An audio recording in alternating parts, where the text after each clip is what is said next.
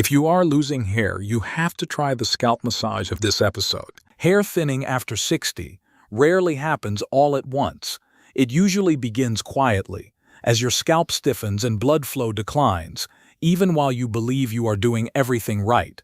Large observational research following older adults over time shows that reduced scalp circulation and increasing tissue rigidity are among the strongest predictors of age-related hair thinning, far more than permanent follicle loss. And this is something you can influence. So in today's episode of the Senior Health Podcast, Japan's oldest doctor will share a hands-only scalp massage routine that you can safely do at home. He will explain step by step how these specific movements support circulation and follicle health over time, without products or strain. Doctor, are you ready for this episode? I am ready, John. Speaking about scalp health is so important because hair growth depends on what happens beneath the surface. The scalp reflects circulation, relaxation, and how well the tissue can still respond to care. When movement becomes limited, the scalp quietly asks for support. That really changes how we think about hair loss, because most seniors are taught to believe thinning hair is inevitable, something to accept or cover up, when it is often something to understand and gently respond to. Exactly. After 60, hair does not simply disappear. The scalp becomes tighter, blood flow slows, and follicles receive fewer signals to stay active. But this is not the end of the story. With the right kind of touch, that process can often be slowed or partially reversed. I cannot wait to hear this, doctor. So let's begin. We will walk through a sequence of 5 simple scalp massage techniques that help restore movement, encourage circulation, and support hair where it already grows. Doctor, before we begin, I want to invite everyone listening to take a moment and engage with us. If you're experiencing hair loss right now, type a 1 in the comments. And if you're not noticing hair thinning yet, but you want to protect your hair for the future, type a 2. The beautiful thing is that these practices work quietly and consistently. In Japanese medicine, we value simple movements that improve blood flow, calm the nervous system, and reduce tension at the same time. Whether you are already noticing hair thinning or simply want to protect your hair for the future, this kind of care supports the scalp without stress. And when the scalp receives all 3, it often responds more quickly than expected. I hear that often from seniors, that surprise when something calm works better than years of struggle. That surprise comes from misunderstanding aging. After 60, the body responds less to force and more to consistency. The scalp does not need to be pushed. It needs to be invited to move.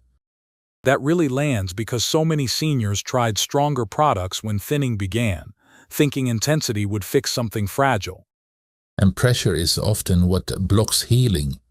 When care feels calm, the scalp softens, circulation improves, and follicles receive clearer signals. That guides what we do next. That feels reassuring, and more like care than treatment. So let's begin. Where should seniors start with their hands? We start by what I call the 2-hand scalp hold. We do this by placing both hands gently on the sides of your head, just above the ears, and let your fingers spread naturally. Then you can lightly grip the scalp so the skin moves with your hands, not the hair sliding underneath. We try to slowly move the scalp forward and back, then into small circles, and notice any warmth or softening that begins to appear. That already feels more like guidance than effort, almost like you are walking someone through it in real time. Yes, and that pace is intentional. As you move, keep your breathing slow and even, letting each motion take a full breath in and out.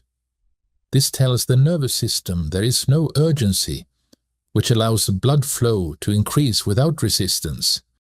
I like how that connects the hands and the breath together. It sounds like the body is being invited, not instructed. Exactly.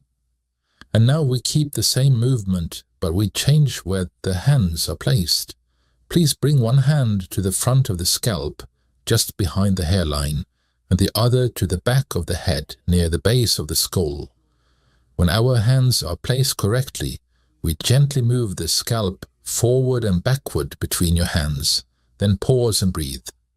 Many seniors feel this reaches areas that have been still for a long time.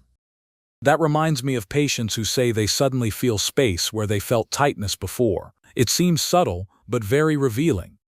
Of course, with both positions, safety matters more than intensity. If the scalp feels tight, reduce the size of the movement rather than pushing harder. Even 30 to 60 seconds is enough to begin waking circulation when it is done calmly. This is how confidence builds early on. That feels reassuring, especially for seniors who worry about doing it wrong. It sounds forgiving rather than demanding. Yes, and forgiveness allows consistency. When the scalp feels safe under your hands, it begins to move more freely on its own. That is often when seniors notice a light pulsing or warmth that lingers after they stop. Those signals tell us the tissue is becoming receptive again. It's interesting how much information the body gives back when you slow down. I can imagine that making seniors more attentive to what comes next. And this is where something important changes. Once the scalp starts to move easily with broad contact, a more focused kind of touch becomes possible. It works with the skin itself, not just across it. That makes me lean in because it sounds more precise and personal. Everyone stay with us, please. Doctor, let's move to the next step. Well, the next step of the sequence is the one-handed pinch hold. To make this technique feel familiar before it feels precise, I often ask seniors to try the next motion on their upper arm first, gently pinching the skin between the fingers and holding it for a moment. That simple action teaches the hands what gentle lifting feels like without fear. That's helpful because it gives the body a reference point before moving to the scalp. It already sounds less intimidating when you explain it that way. Yes, and once that feeling is clear, the hands know what to do. On the scalp, the fingers come a little closer together and lift the skin gently, never pulling the hair. Holding for a second or two, then releasing is enough to begin restoring mobility. That reminds me of seniors who relax once they realize nothing needs to be forced. Exactly. This pinch is not about strength, it is about patience. You move slowly across the scalp, lifting and releasing, letting each spot respond in its own time. Early on, many seniors notice tenderness or tightness, and that simply tells us where attention is needed. I hear that a lot in seniors when they first try something new. Yes, and that awareness is a good sign. When the scalp begins to soften under the fingers, circulation follows naturally. Over days and weeks, this gentle repetition helps the tissue remember how to move again. That feels manageable and respectful of how aging bodies respond. And this is where something subtle but important happens. Once the skin can lift easily in small sections, it becomes ready for a broader kind of movement. That transition often brings a deeper sense of release than seniors expect. That makes me curious because it sounds like the touch begins to expand outward. How do you help seniors move from this careful pinch into something that works with larger areas without creating tension? The way forward is simpler than it sounds. After the pinch, both hands come together on the scalp, spaced a few inches apart, and gently gather the skin toward the center. We call this the two-hand scalp squeeze, and it expands the same principle but over a wider area. It allows circulation to spread without creating strain. That sounds like it builds confidence rather than demanding more effort. Exactly. Seniors place their hands where it feels natural, often near the temples or crown, and slowly bring the skin together as if folding soft fabric. You hold for a moment, then release, letting the scalp settle. There is no rush and no need to press down. I can imagine seniors feeling nervous about pressure at first. It helps to hear that the movement stays gentle and controlled. Of course, and that reassurance matters. This broader squeeze works with flexibility rather than strength. When larger sections of scalp begin to move, blood flow improves more evenly, and tension that has built up over years can finally soften. Many seniors describe a feeling of relief they did not expect. That reminds me of patients who say their head feels lighter afterward, almost like something has been lifted. Yes, and that lightness is meaningful. It tells us the tissue is responding without resistance. Over time, these wider movements help the scalp remain supple between sessions instead of tightening again. This is where consistency starts to feel rewarding rather than effortful. That feels important, especially for seniors who worry about keeping up with routines. It sounds sustainable. And sustainability is key. When the hands can move the scalp as one piece, the body trusts the process more deeply. This is often when seniors notice the sensations linger longer after they stop. That lingering response prepares the scalp for an even fuller release. I'm noticing how each step seems to open the door a little wider. It feels like the body is being gradually invited forward, rather than pushed. Yes, and once the scalp can move freely under both hands, there is one final movement that helps everything settle. It does not require precision or strength, only willingness to let go. That moment often surprises seniors emotionally as much as physically. That makes me pause, because it sounds less like a technique and more like a release. How do seniors recognize when they are ready for that final movement without feeling they need to try harder? Yes, and readiness shows up as ease, not effort. When the scalp already feels warm and movable under the hands, that is the signal to let go a little more. This final movement is about release, not doing. So please everyone stay with us so you can end this sequence like you're supposed to. That framing alone takes away the pressure to perform it correctly. Yes, and we call this the scalp shake. We start by placing both hands loosely on the scalp, and we spread our fingers with just enough contact so the skin moves. Then gently shake the scalp side to side, keeping the neck relaxed and the movement small. If the arms tire, you pause, because effort is not the goal here. I like that you mentioned pausing, because seniors often think stopping means failing. This sounds more like letting the body finish what it started. Exactly, and this is where many feel something unexpected. As the scalp loosens, circulation spreads evenly instead of concentrating in one spot. Some seniors feel a light buzzing or warmth that drifts across the head. That response tells us the tissue is settling, not being worked. That reminds me of patients who describe a quiet calm afterward, almost as if their whole system exhales. Yes, and the nervous system plays a big role here. Gentle shaking signals safety, which allows blood vessels to remain open longer. Even 30 seconds can shift the tone of the scalp when it is done without force. This is why seniors often feel clearer or lighter after this step.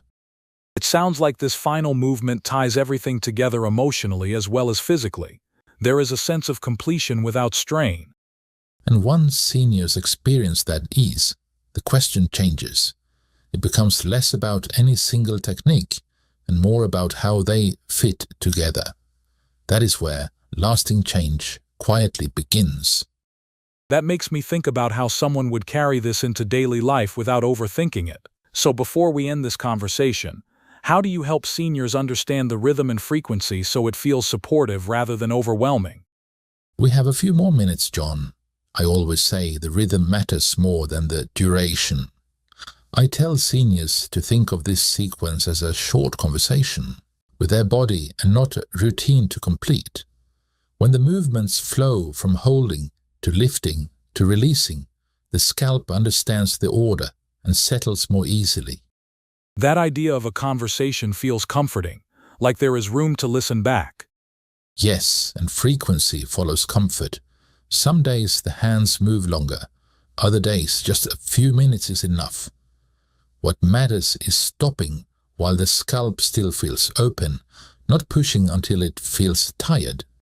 That reminds me of seniors who worry they will undo progress if they skip a day or shorten a session. It helps to hear that flexibility is part of the design. Exactly. The body responds best when it feels respected. When seniors pay attention to warmth, softness, or ease, those sensations guide how often to return. Over time, the sequence becomes familiar, almost automatic, and the scalp stays receptive between sessions. I hear that a lot in seniors who finally find something they do not have to force themselves into. Yes, and this is where consistency becomes natural. 5 gentle techniques, done in order, tell the scalp the same story each time. That repetition builds trust, not tension. It is how small habits create lasting conditions for circulation and support. That makes it feel sustainable, not like another program to keep up with. It sounds more like something that fits into real life. And real life always changes. Some evenings you may only do the first movement, and that is still meaningful. Other times, the full sequence feels right. Listening to that difference is part of the care. I appreciate how that removes pressure from doing it perfectly. It makes space for intuition instead. And when intuition leads, the body often responds faster. Seniors begin to notice subtle changes, not just in the scalp, but in how they feel afterward. That awareness quietly shapes what comes next. Amazing doctor. I think this episode is an amazing roadmap for anyone fighting hair loss. So please, if you are still listening and found this helpful, like this episode, share it, and subscribe to the channel. Oh, and watch this next video right now. Yes, please. We've picked this one especially for you.